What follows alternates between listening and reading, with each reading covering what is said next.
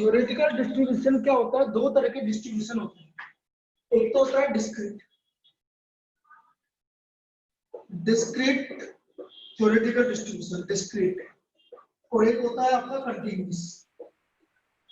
Continuous मतलब जब interval में आपको कोई चीज गिवन की हो। तो डिस्क्रीट और continuous theoretical distribution, discrete and continuous theoretical distribution. अब जो डिस्क्रीट डिस्ट्रीब्यूशन होता है, इसमें जो फंक्शन होता है प्रोबेबिलिटी फंक्शन, इसको बोलते हैं प्रोबेबिलिटी मास फंक्शन, क्योंकि एक पॉइंट पे निकलता है इसलिए हम इसको बोलेंगे प्रोबेबिलिटी मास फंक्शन। और यहाँ डिस्क्रीट डिस्ट्रीब्यूशन में आएगा आपका एक तो बाइनोमियल और सेकंड आएगा आपका पाइसन। पाइसन बाइनोमियल डिस्ट्रीब्यूशन और पाइसन डिस्ट्रीब्यूशन, ये हम इसमें पढ़ेंगे डिस्क्रीट डिस्ट्रीब्यूशन।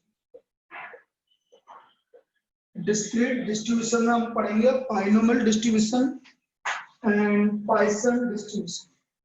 ये दो तरह के डिस्ट्रीब्यूशन आएंगे आपके डिस्क्रीट डिस्ट्रीब्यूशन। इसमें क्योंकि एक पॉइंट पे निकालते हैं इसलिए हम उसको बोलते हैं probability mass function. Probability mass function. जहां हम कंटिन्यूअस की बात करेंगे वहां पर आपका डेंसिटी की बात होगी, probability density function. Probability density function, इसमें आएगा आपका नॉर्मल डिस्ट्रीब्यूशन। भाई एक्चुअल में हमें ये तीन ही पढ़ना है बस, इसके आगे नहीं पढ़ना, लेकिन इसमें और भी होते हैं, नाम याद रखेंगे हम। का स्क्वायर, स्टूडेंट टी,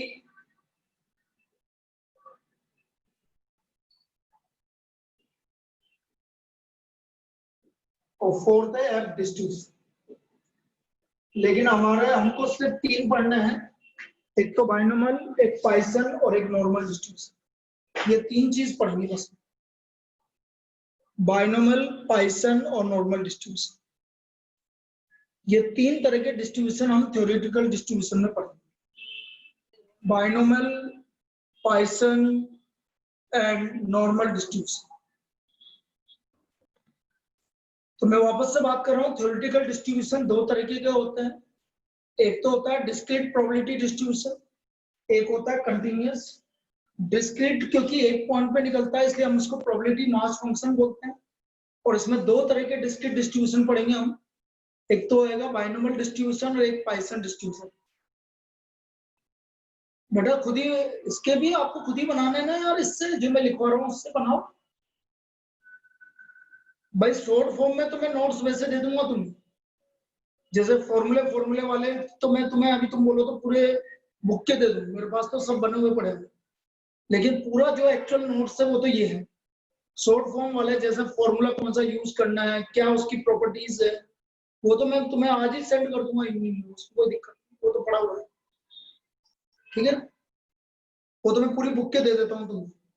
आज मैं इवनिंग में याद दिलाना मुझे कोई, मैं सेंड कर दूंगा। ठीक है, तो हम बोलेंगे प्रोबेबिलिटी मास फंक्शन। ये दो तरह के फंक्शन होते हैं, एक तो आपका डिस्क्रीट होता है और एक पाइसन होता है, और दूसरा कंटिन्यूअस होता है नॉर्मल। ये तीन हमें पढ़ने हैं, बाकी तो याद रखना। अब हम हमारा टॉपिक स्टार्ट करते हैं भाई, बाइनोमियल डिस्ट्रीब्यूशन। पहला डिस्ट्रीब्यूशन है हमारा binomial distribution. Binomial distribution,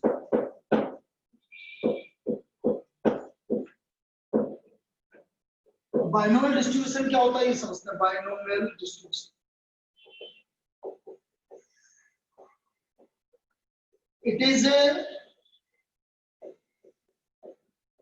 discrete probability distribution. It is a discrete probability distribution. It is applied for independent events. Independent events. जब आपके इवेंट्स इंडिपेंडेंट होंगे तभी हम इसको यूज करेंगे, independent events. P at x equal to R, Now this is equal to NCR P की power R Q की power N minus R। अभी लिख लीजिए, समझा दूंगा। Where R equal to 0, 1, 2, 3 up to N. P is called success and Q is called failure. So P plus Q equal to 1. So Q का value आ गया 1 minus P. It is a discrete probability distribution. It is applied when the events are independent. It is applied only when the events are independent. और ये हम जो binomial distribution है ये हम देंगे P at x equal to R equal to NCR P की power R Q की power N minus R। N है number of trials, N equal to number of trials. R की वैल्यू क्या होगी? R 0, 1, 2, 3 up to N। जितने भी number of events हैं तो 0 से स्टार्ट करेंगे अप टू N। P कहलाता है सक्सेस, Q कहलाता है फेलियर। तो सक्सेस प्लस फेलियर हमेशा 1 के इक्वल हो। This is binomial distribution. जो मैंने लिखा है ये बाइनोमियल डिस्ट्रीब्यूशन, ये हमारा बाइनोमियल डिस्ट्रीब्यूशन। यूज कैसे करेंगे अभी समझा दूंगा, लेकिन ये हमारा x equal to R NCR P की पावर R Q की पावर N माइनस R, ये बाइनोमियल डिस्ट्रीब्यूशन का फॉर्मूला है। P कहलाता है सक्सेस, Q कहलाता है फेलियर। इसको समझाने के लिए कि भाई इसको यूज कैसे करेंगे, पहले इसमें एक एग्जांपल ले लेता हूं ताकि आपको समझ में। जैसे मैंने आपसे बोला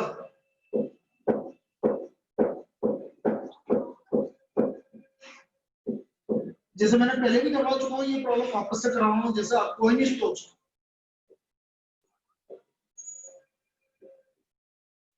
3 times find the probability of getting exactly 2 है। अब क्योंकि ये इंडिपेंडेंट इवेंट है, कॉइन को टॉस करना एक इंडिपेंडेंट इवेंट होता है, हम पहले भी डिस्कस कर चुके हैं। कॉइन को टॉस करना एक इंडिपेंडेंट इवेंट होता है। तो आप कॉइन को कितनी बार टॉस कर रहे हो? 3 बार टॉस कर रहे हो। तो ये आ गया हमारा n इक्वल टू 3। हेड की बात कर रहे हैं, 2 हेड। बेटा 2 हेड आपके 3 बार आएंगे, याद करो। पर पहले P 2 हेड है ना, पहले तो आप P हेड की प्रोबेबिलिटी निकाल लो बस। आप कितनी बार आ रहा हो बात की बात, मैं अभी बस दूसरे मेथड से बता रहा हूँ। बेटा एक बार कॉइन को टॉस करने पर हेड आने की क्या प्रोबेबिलिटी होती है? एक बार कॉइन को टॉस करने पर हेड आने की क्या प्रोबेबिलिटी होती है? 1/2।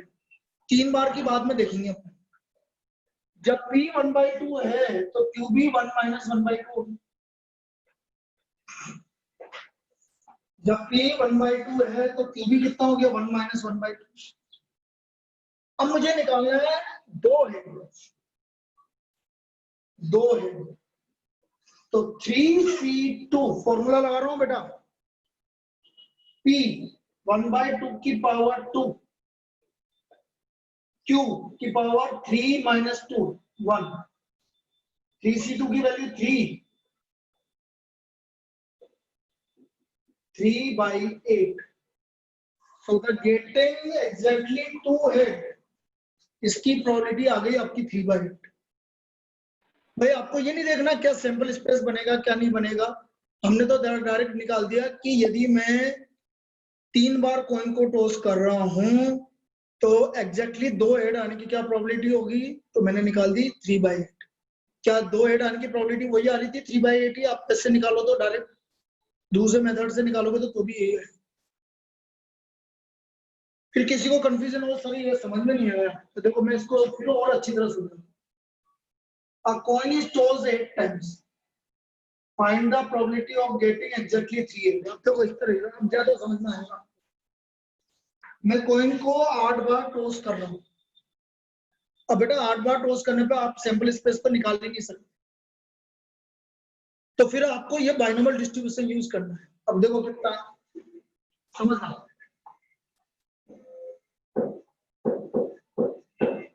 आपने कॉइन को 8 बार टॉस किया, तो n equal to 8। Head exactly 3 head, तो 3 हेड बाद में देखेंगे, पहले हेड आने की प्रोबेबिलिटी 1/2, तो टेल आने की प्रोबेबिलिटी 1/2। नाउ p 3 हेड, तो कैसे करोगे, 8c3 3 बार हेड, सब 3 बार हेड आ रहा है तो 5 बार टेल आएगा। जब 3 बार हेड आएगा तो 5 बार टेल है। क्या ये समझ में आया? 3 बार हेड आया तो 5 बार टेल है। 8 बार में से 3 बार हेड। अब इसको सोल्व कर लो, ये प्रोबेबिलिटी है। 8c3 की वैल्यू निकालना भाई, 8c3 की वैल्यू निकालिए 56।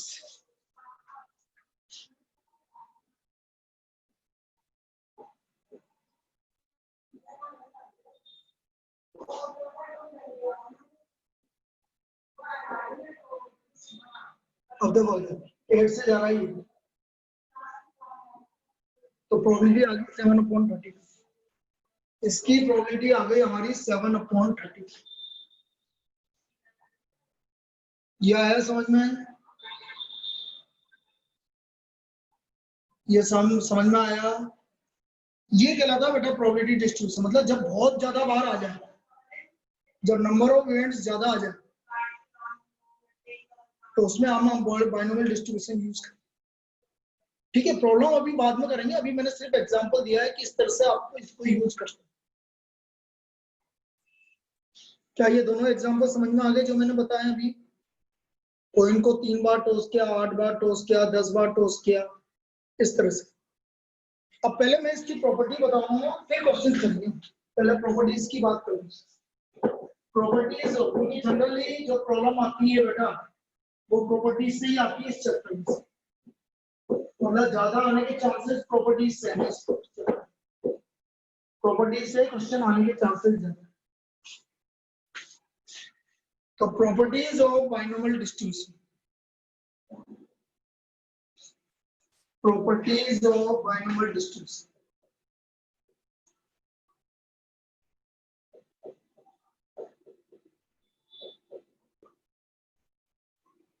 First property,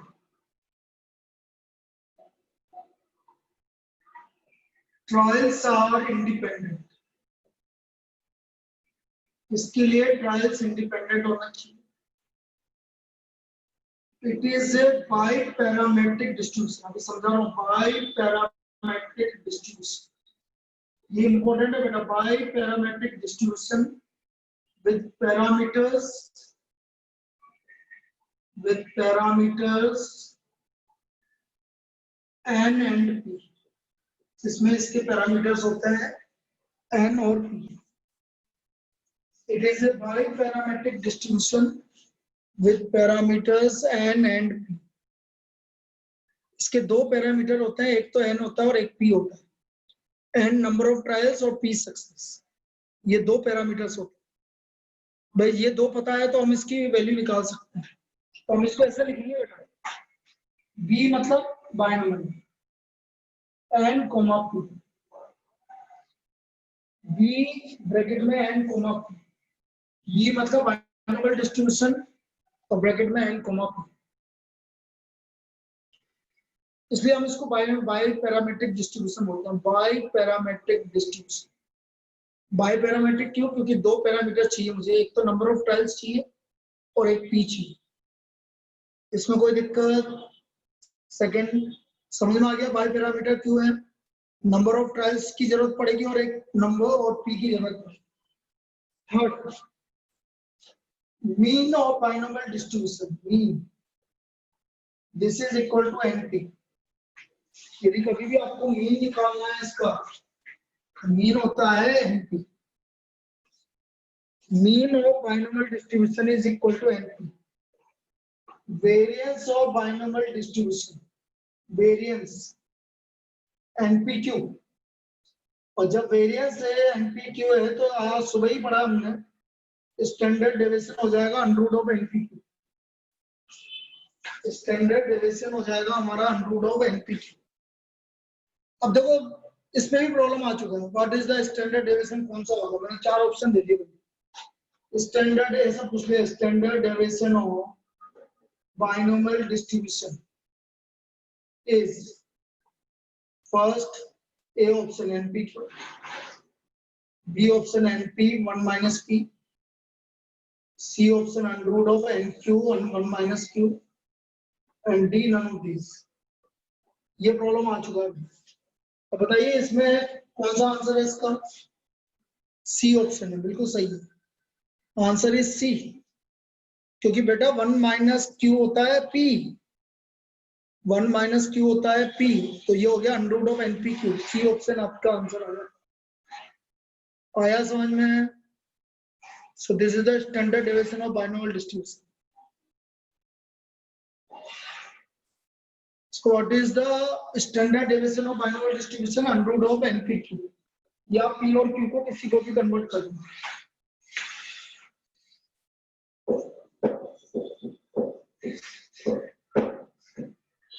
Fifth property, again very important, maximum variance is equal to NP n by 4 when P equal to Q equal to 1 by 2, मतलब symmetrical distribution.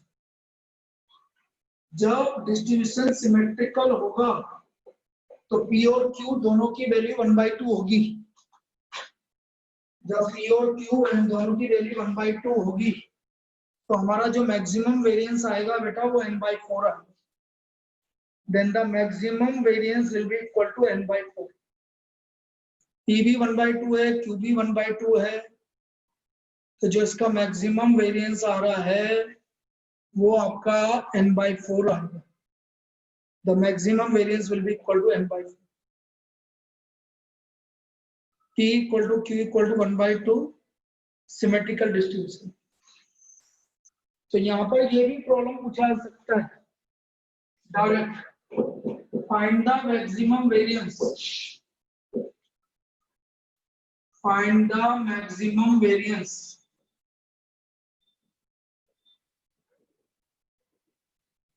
when number of trials is 20।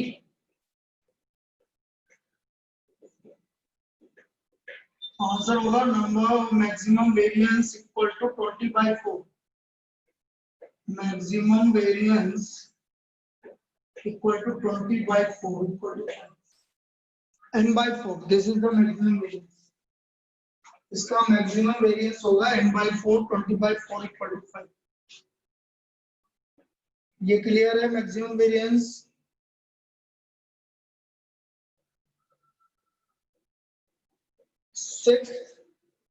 mean is always greater than variance। mean is always greater than variance। हमेशा ध्यान रखना है binomial distribution के लिए mean का value हमेशा variance से ज्यादा होगा।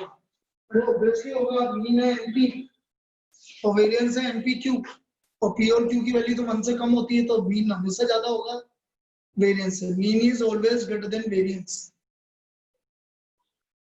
mean is always greater than variance।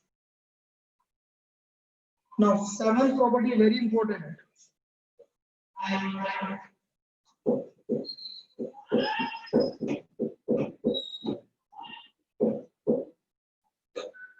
Mode of the binomial distribution। Mode of binomial distribution may be unimodal or bimodal,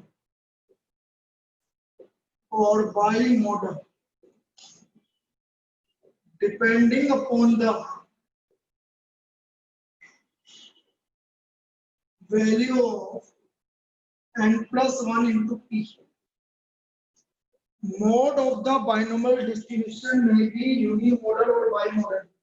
यूनिमोडल का मतलब है एक मोड भी हो सकता है और दो मोड भी हो सकते हैं। डिपेंड करेगा कि आपका n+1 इंटू पी की वैल्यू क्या आ रही है। अब मैं इसमें दो केस लेके बताता हूँ कि कहां पर कैसे आएगा। जैसे case first, if n+1 into p is even, is हाँ मैं बोलूँगा कि इसे perfect integer is an integer, चलो ऐसा लिखो is an integer. Suppose n plus 1 into p एक इंटीजर आ रहा है, then there will be two mode. इस केस में दो मोड होंगे, n plus 1 into p and n plus 1 into p minus। इस केस में दो मोड होंगे, एक तो n plus 1 into p होगा और एक n plus 1 into p minus 1 होगा। यदि आपका n plus 1 into p एक इंटीजर आ रहा है तो there will be two mode. जैसा एग्जांपल मैं यहाँ पर लेके बोलूँ कि n इक्वल टू 11 और p है आपका 1/3, मैंने निकाला n plus 1 into p, ये निकाल दिया मैंने, तो हमारा n plus 1 into p 4 आ गया। तो 4 आ गया मतलब पूरा आ गया, ये पूरा इंटीजर आ गया, तो there will be two mode, two modes 3 by model आ गया भाई, 3 और 4 इसके दो मोड, इसके आपके दो मोड होंगे 3 एंड 4। ये समझ में आया क्या? केस फर्स्ट, यदि n plus 1 into p एक पूरा इंटीजर आ रहा है तो हमारे पास दो मोड आएंगे, एक तो खुद आएगा और एक उससे एक कम आएगा।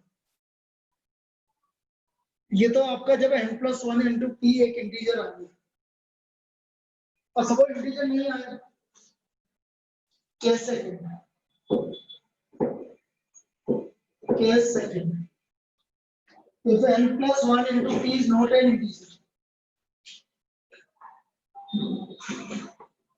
if n plus 1 into p is not an integer, then there will be one mode which is the greatest integer contained in n plus 1 into p.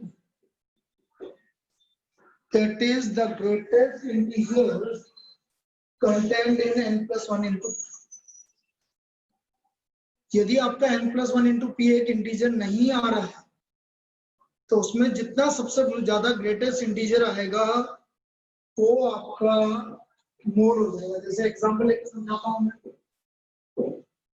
Suppose आपको n गिवन है 13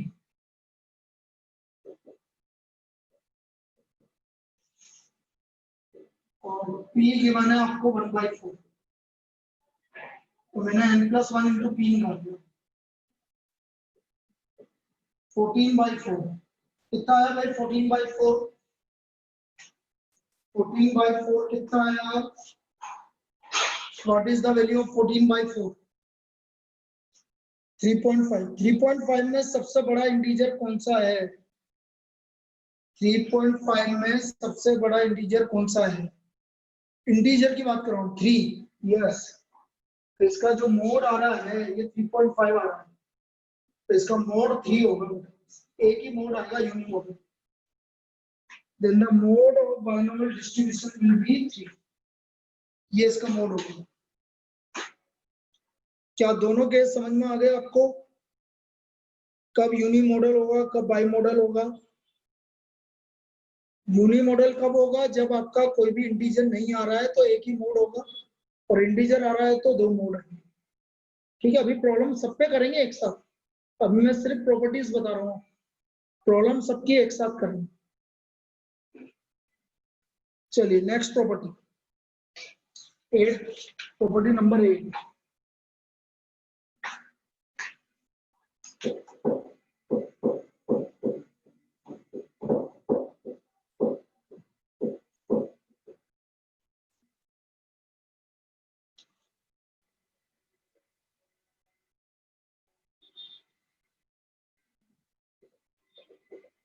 Binomial distribution fits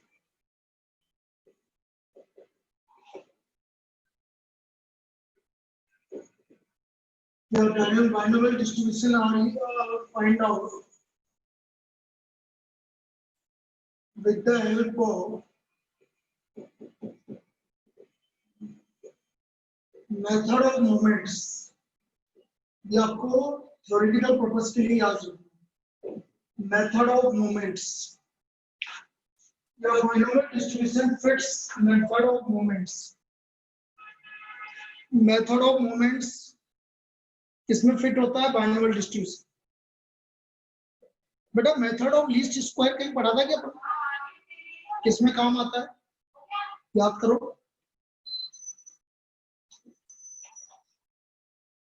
पढ़ा चुका हूं। Method of least square याद करो। अरे क्या निकालने के लिए काम में आता है method of least square? Anisha, method of least square क्या निकालने के काम में आता है? आएगा पेपर में, जब क्या छोड़ दोगे क्या? हैं?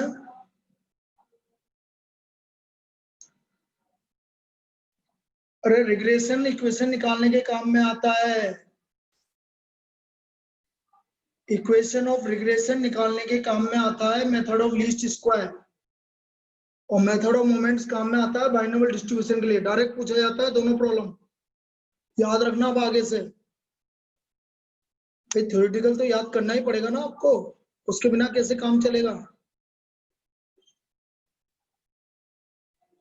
Method of least square, method of least square काम आएगा आपका वो रिग्रेशन इक्वेशन निकालने के काम में आएगा।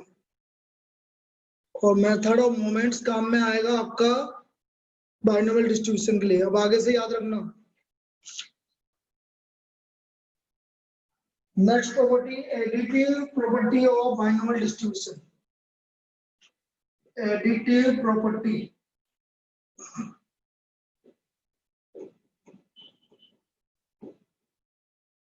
सपोज हमारे पास दो डिस्ट्रीब्यूशन है X B n1 P, y b n2 P. ये हमारे पास दो डिस्ट्रीब्यूशन है, दो बाइनोमियल डिस्ट्रीब्यूशन है एक्स और वाई। एक्स फॉलोज कर रहा है binomial distribution n1 P, P दोनों का सेम रहेगा बेटा। और दूसरा y फॉलो कर रहा है b n2 पी। तो यदि मैं इनको ऐड करता हूँ x प्लस 1, तो ये हमारा b आएगा n1 plus n2 P. This is a binomial distribution n1 plus n2 p. This is additive property. ये इसकी additive property होती है। This is the additive property.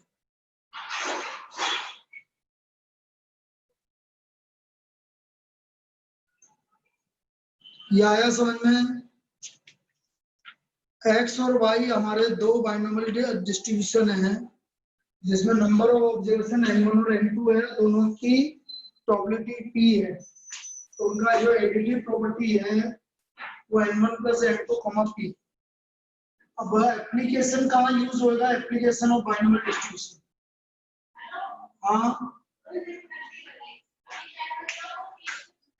2 minute. Application of binomial distribution क्या है? एप्लीकेशन ऑफ बाइनोमियल डिस्ट्रीब्यूशन है कि it is used only when the trials are independent, when the trials are independent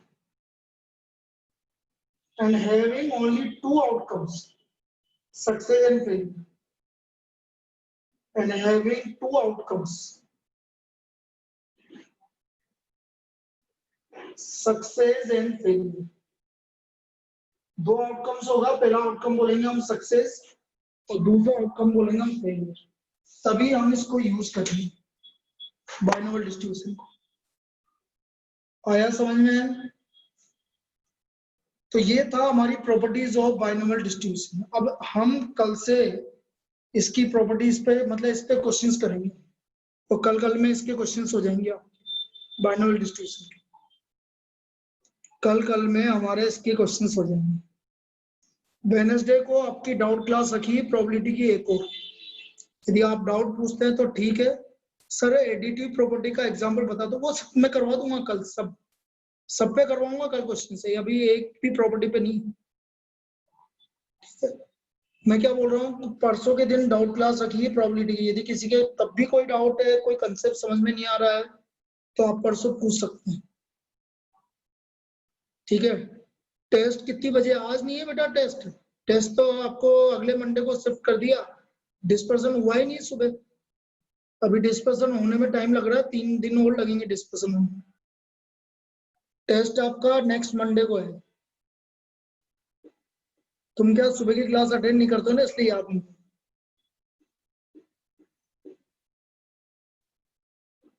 चलो ठीक है।